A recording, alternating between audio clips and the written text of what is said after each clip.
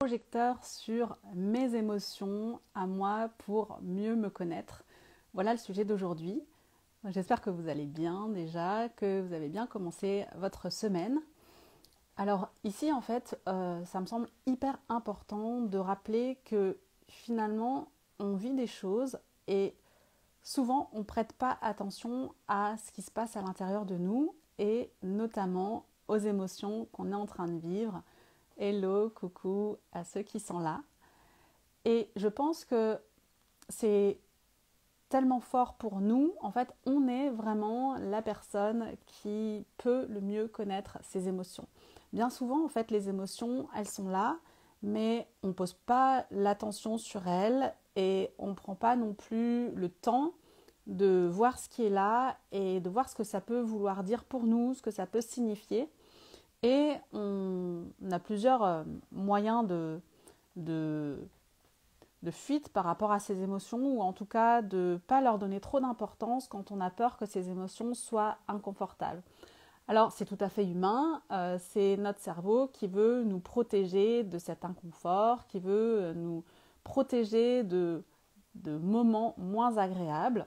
Donc finalement, il est souvent très fort pour mettre ses émotions de côté ou parfois pour les minimiser. En tout cas, pour nous faire croire que c'est peut-être pas le plus important au moment où on vit ces émotions-là, d'y porter attention et d'être vraiment de leur donner de la place. Le truc, c'est que quand on leur donne pas plus de place à ces émotions, c'est un peu comme un ami qui aurait vraiment envie de nous voir et qui nous appelle, qui nous envoie des mails, des messages et qu'on fait semblant de ne pas voir. L'autre, en fait, il va continuer d'écrire en disant peut-être qu'il n'a pas vu, peut-être qu'il n'a pas entendu, peut-être que mon message s'est perdu. Et nos émotions, c'est un peu pareil. Plus on essaye de les minimiser et plus elles frappent à la porte pour dire mais en fait, je suis là, écoute-moi, regarde-moi, j'ai des choses à te dire, j'ai envie d'être entendue, j'ai envie d'être reconnue. Donc, je crois que c'est vraiment important de venir voir ce qui se passe, même si parfois on a l'impression que c'est des tout petits événements et des toutes petites émotions. C'est pour ça que des fois on a l'impression, par exemple, de jamais être énervé, d'être toujours calme et de se dire non mais c'est ok. Et en fait, oui c'est ok parce que c'est toujours ok la façon dont on va vivre une situation, mais peut-être que ce serait beaucoup plus enrichissant pour nous de savoir qu'est-ce que je suis, de juste porter un petit peu d'attention. Qu'est-ce que je suis en train de vivre là vraiment? Et même si on n'a pas le réflexe au début de le faire vraiment au moment où ça arrive, dire quand on y repense, parce que souvent après cette situation, elle tourne en boucle parce que les émotions elles sont là pour nous dire des choses, de se dire mais en fait finalement, hello, qu'est-ce qui est vraiment là pour moi? Qu'est-ce que je suis en train de vivre ou qu'est-ce que j'ai vécu?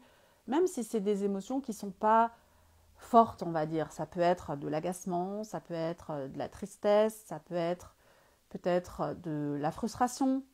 Ça peut être aussi des émotions qui sont beaucoup plus fortes, comme du désespoir, comme de la colère, comme de la culpabilité, comme de la honte.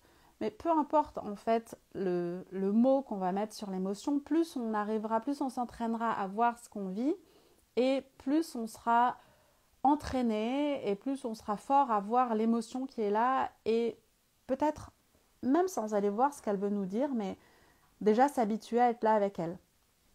S'habituer juste à vivre l'émotion. Ok, là je suis un petit peu déçue quand même, ou voire je suis même très déçue parce que par exemple on s'est disputé avec quelqu'un qu'on aime bien, ou alors une réflexion de même parfois quelqu'un, une réflexion qui paraît anodine, un collègue ou quelqu'un qu'on ne connaît pas, qu'on rencontre comme ça furtivement, et en fait ça nous blesse et ça nous pèse. Donc plutôt que de se dire ouais bon ok de toute façon c'est pas grave, tout le monde a le droit, c'est vrai, tout le monde a le droit. En soi, est-ce que c'est grave ou pas? Pas forcément, mais juste reconnaître l'émotion qui est là pour pouvoir lui donner de l'importance. Et c'est une fois qu'on aura réussi à donner de l'importance à cette émotion qu'on va pouvoir accepter de se laisser traverser par elle et de la ressentir dans notre corps. Donc là, qu'est-ce que je ressens? Où est-ce que c'est? À quel endroit ça se situe? Comment je le vis? Qu'est-ce que j'ai comme sensation corporelle? Qu'est-ce que j'ai comme... est-ce que c'est diffus dans mon corps? Est-ce que c'est précis? Est-ce que ça bouge? Vraiment avec curiosité et puis s'autoriser à vraiment la vivre dans l'entièreté de son corps et peut-être à la respirer, à prendre le temps de s'arrêter, même si c'est pas hyper long, mais vraiment à qu'est-ce qui est là? Et quand c'est là, c'est plus facile aussi d'être familier avec ça et puis du coup de pouvoir soi-même se le dire. Et l'étape d'après, ça va être de pouvoir le partager aux autres si on a besoin de le partager aux autres. Déjà, ça nous permet à nous de connaître nos besoins. Là, je suis triste, j'ai besoin de quoi? J'ai besoin d'être réconfortée, j'ai besoin de douceur, ou là, je suis énervée, j'ai besoin de quoi? De me poser pour me calmer. Peut-être que j'ai besoin de rediscuter avec la personne de ce qui s'est passé. Donc voilà, c'est déjà le début de tout un processus et ça nous permet ensuite de retrouver du lien avec nous-mêmes, de se rendre compte qu'on est présent, qu'on est là pour nous, qu'il y a toujours une partie de nous qui est là pour nous donner l'importance, de l'amour, pour nous montrer qu'on existe en fait.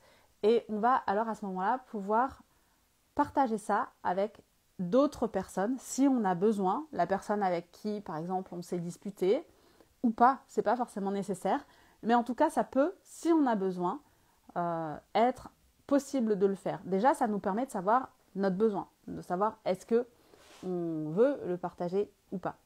Alors là je n'ai pas le chronomètre, donc je ne sais pas si ça fait 5 minutes ou pas. En tout cas, ça me semble vraiment important de s'entraîner avec ce fonctionnement-là parce que ça nous permet de pouvoir être vraiment en lien avec les autres aussi. Parce que plus nous-mêmes on est à l'aise avec nous, plus nous-mêmes on se comprend, on se connaît, on peut être en lien avec les autres et on peut se permettre de dire ce qui est important pour nous et de pouvoir comprendre aussi en retour ce qui est important pour les autres. Donc vraiment, je vous propose de vous entraîner à faire ça, à mettre un mot sur une émotion quand ça vous arrive, ou plusieurs mots, parce que souvent on a plusieurs émotions. Ok, j'ai un peu dépassé. Donc je vais vous laisser là et je vous propose d'ici la semaine prochaine de vous entraîner à faire ça régulièrement, de temps en temps. Le voir plutôt comme un amusement, comme un jeu, et puis on parlera de la semaine prochaine de qu'est-ce qu'on peut faire une fois qu'on a ces émotions, qu'on a vu nos besoins, comment est-ce qu'on peut ce qu'on peut en faire, et puis éventuellement si on a envie de les partager, comment on peut les partager avec les autres. Voilà, je vous embrasse bien fort, je suis encore désolée pour le contretemps et pour le dépassement, et je vous dis à tout bientôt.